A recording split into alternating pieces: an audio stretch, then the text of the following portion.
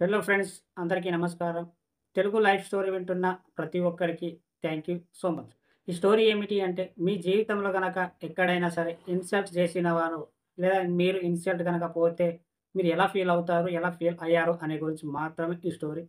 So, అనగనగా మీరు ఒక ఫంక్షన్‌లో లేదా మీ ఫ్రెండ్స్ నలుగురున్న చోట మీరు ఉన్నప్పుడు, సో, అనుకోకుండా ఒకటి నెగటివిటీ గొడవ జరగడం, లేదా నెగటివిటీ విలువ కోల్పోవడం, లేదా నీకు ఇన్సల్ట్‌గా ఫీల్ అవ్వడం.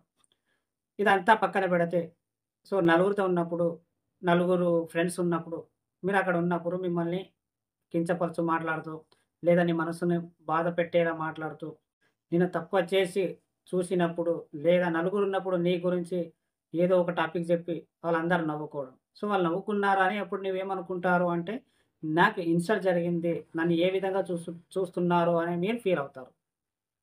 సో, వాళ్ళు ఫీలవుతారో లేదో పక్కన పెడితే, మీరు ఎంత ఫీలవుతారో అనేది మాత్రం మీకు మాత్రమే తెలుసు. వాళ్ళు ఎందుకన్నారు? ఎందుకు ఫీలవుతున్నారు? నీకు కావాలనే అన్నారా? అనేది మాత్రం వాళ్ళకే తెలిసుంటది. ఎందుకంటే, వాళ్ళ మనసులో వాళ్ళకే తెలుసు.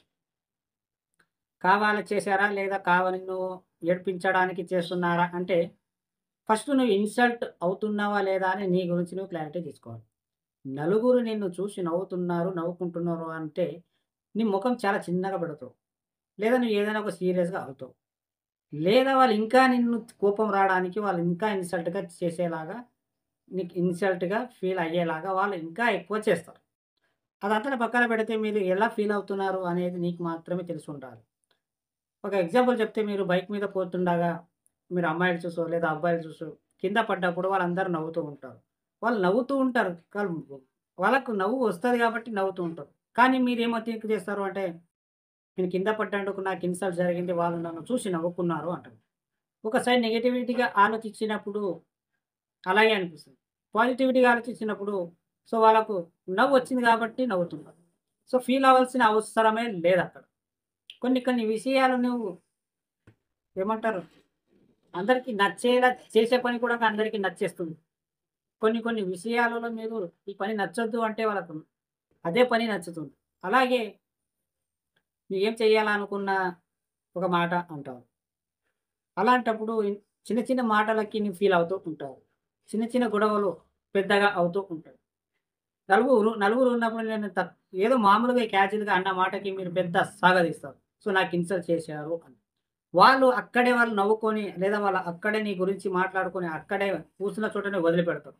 కానీ మీరు విన్నా మాత్రం మీరు మనసుకు తీసుకొని బాధపడుతూ ఉంటారు. సో, నన్ను ఎందుకు ఇలా అన్నారు? ఎందుకు ఇలా అనలేదు అని. వాళ్ళు అన్నారా లేదా పక్కన పెడితే ఫస్ట్ నువ్వు తీసుకోవడం తప్పు. ఏది తీసుకోవాలో, ఏది తీసుకోవద్దు అనేది నీకు తెలిసుండాలి.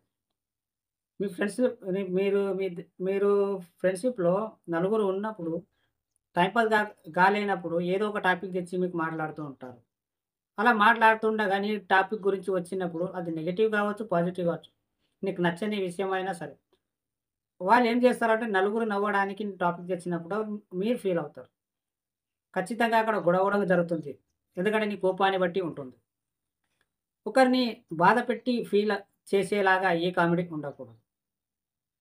ఏం జరిగినా సరే మీరు ఫీలింగ్స్ పెట్టుకోవద్దు. అలాగే ఇన్సల్ట్‌గా ఫీల్ అవ్వద్దు. ఇలా ఇన్సల్ట్‌గా ఫీల్ అయినప్పుడు మీరు ఏం చేసినా సరే నలుగురు 4 రకాలుగా అనుకుంటారు. సో, వాళ్ళు నవ్వుతున్నారు అని నువ్వు ఏ పని చేయకుండా ఉంటే ఖచ్చితంగా నువ్వు ఇన్సల్ట్ అని అనుకోని నువ్వు ఎప్పటికీ నీకు నచ్చినది చేయలేవు. అది ముందుకు సాగదీయలేవు. నేనేమంటాను అంటే, ప్రతి చిన్న మాటకి నేను ఇన్సల్ట్ చేశారు. నేను ఇన్సల్ట్‌గా ఫీల్ అయ్యాను. సో, వాళ్ళు మాట్లాడలేదు, వీళ్ళు మాట్లాడలేదు, నాకు వాళ్ళు పలకరించలేదు, వీళ్ళు పలకరించలేదు అనిపిస్తది. మీరు ఏదో మీకు ఒక ఫంక్షన్‌కి వెళ్ళినప్పుడు అక్కడ మాట్లాడలేదు అనుకుందాం. లేదా నిన్ను ఎవరు కేర్ చేయలేదు అనుకుందాం. సో, నాకు నచ్చలేదు, నన్ను ఎవరు పట్టించుకోవట్లేదు, నన్ను రెస్పెక్ట్ ఇవ్వట్లేదు, లేదా నాకు కొంచెం ఇన్సల్ట్‌గా ఫీల్ అయ్యింది అని చిన్న చిన్న విషయాలకు మీరు ఫీల్ అవుతూ ఉంటారు. ఇన్సల్ట్ అనే పదం ఎప్పుడు కూడంగా ఎక్కడ దాన్ని యూజ్ చేయకూడదు. ఇన్సల్ట్ మీరు ఎప్పుడు అనుకోవద్దు. నలుగురు నిన్ను చూసి నవ్వుకున్నా సరే, ఓహో! 10 నిమిషాలన్నా నవ్వుకుంటున్నారని ప్రశాంతంగా, పాజిటివ్‌గా ఆలోచిస్తే సో, వాళ్ళు నవ్వుతున్నది ఒక 10 నిమిషాలు మాత్రమే నవ్వుతారు. ప్రతిరోజు వాళ్ళు నవ్వరు. ప్రతిరోజు నీ గురించి ఆలోచించరు. సో, అలాంటప్పుడే మీరు ఏ సిట్యుయేషన్‌లో ఉన్నా సరే నలుగురు ఎలా ఫీల్ అవుతున్నారు అనేది పక్కన పెడితే, నేను ఎలా ఉన్నాను, నేను ఏం ఫీల్ అవుతున్నాను అనేది తీసుకోవాలి. చిన్న చిన్న విషయాలకు ఇన్సల్ట్‌గా ఫీల్ అయితున్నప్పుడు నువ్వు ఏది చేయలేకపోతావు. అలాగే రెస్పెక్ట్ కూడంగా అంతే. రెస్పెక్ట్ ఇవ్వట్లేదని బాధపడుతూ ఉంటారు. సో, అవన్నీ పక్కన పెడితే నీకంటూ ఒక సెల్ఫ్ రెస్పెక్ట్ ఉంటది. సెల్ఫ్ మోటివేషన్ ఉంటది. సింపుల్‌గా చెప్పాలి అంటే ఎక్కడ కూడా చిన్న చిన్న విషయాలకు, చిన్న చిన్న మాటలకు నువ్వు ఇన్సల్ట్‌గా ఫీల్ కాకు. ఒకవేళ అక్కడ మీ గ్రూప్‌లో నీకు నచ్చని విషయాలు ఏదైనా మాట్లాడుతుంటావు. అది నీకు నచ్చదు అని తెలిసినప్పుడు అక్కడి నుంచి వెళ్ళిపోవడమే బెస్ట్. అక్కడ ఏ ఇన్సల్ట్ కూడా జరగదు. బై చాన్స్ నీకు నలుగురు ఉన్నప్పుడు ఒక మాట నెగెటివ్ అనొచ్చు. దాన్ని నువ్వు కంట్రోల్ చేసుకొని నీవు దాన్ని ఎంతవరకు సాగదీయాలి అనేది నీకు తెలిసుండాలి. కావాలని రెచ్చగొడుతూ ఉంటావు. ఆ రెచ్చగొట్టడంలో నువ్వు ఎంత రెచ్చగొడతావో అంత రెచ్చిపోతావు.